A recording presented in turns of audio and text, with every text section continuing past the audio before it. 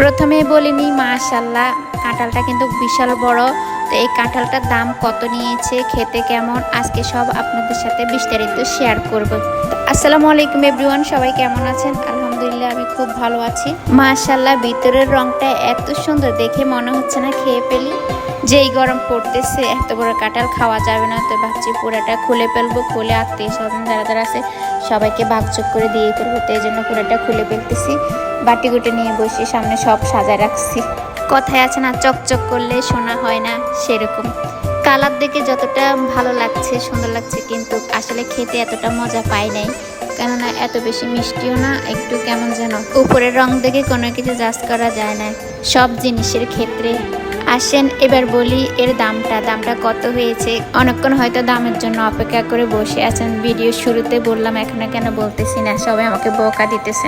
দাম হচ্ছে মাত্র 150 টাকা।